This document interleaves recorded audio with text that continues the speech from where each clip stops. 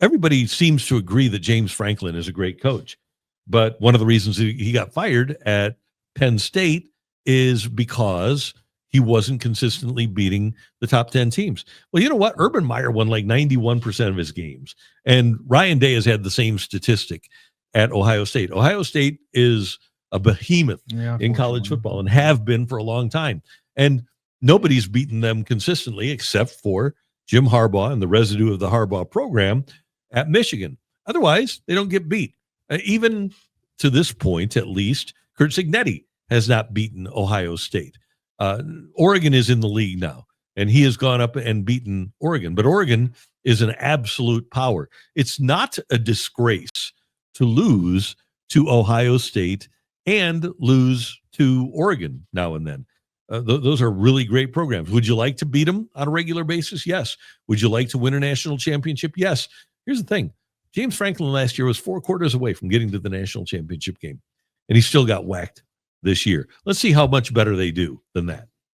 Yeah, I mean, it'd be nice. We're going to get Indiana in that Curt Cignetti answer this year, so that'll be fun. Yeah, and by the way, I've mentioned this to you, everybody I talk to about college football, if for whatever reason Eli Drinkwitz would depart the University of Missouri, if I am Laird Veatch, and I know Laird Veatch is the guy who promoted Ryan Silverfield at Memphis, he would be the logical guy for Veatch to call. I would hope that Laird Veatch's first call would be to James Franklin if he would lose Eli Drinkwitz.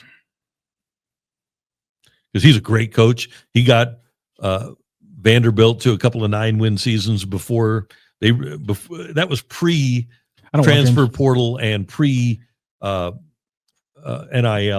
What about some of the James Franklin can coach? What about some of the post-firing reporting that it wasn't just the results on the field that caused the early trigger? There were people in the Penn State organization who had become very grated on by his personality and his leadership style. Tough.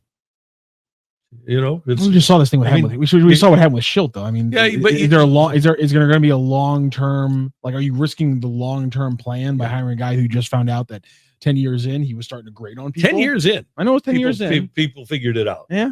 So maybe what graded well, no. 10 years in, he started losing enough that it there you go. Material enough. There you go. On. So we know he can coach. And I do think that sometimes, and especially in this era, and we talked about this off the air yesterday, there is a large group of people that just can't abide a desire for excellence on the part of some. For example, I don't think Tony La Russa would be a popular manager right now because of his wouldn't at all.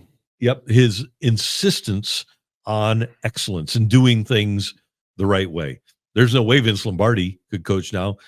Dick Vermeil says he could not coach now, and it's in part because of the level of access you have to the players, but also the lack of ability on the part of many people to accept a demand for excellence. And I have to believe that's part of what a guy like, as an example, James Franklin runs into. I wouldn't be surprised if Nick Saban were still coaching, if he were still running into that too.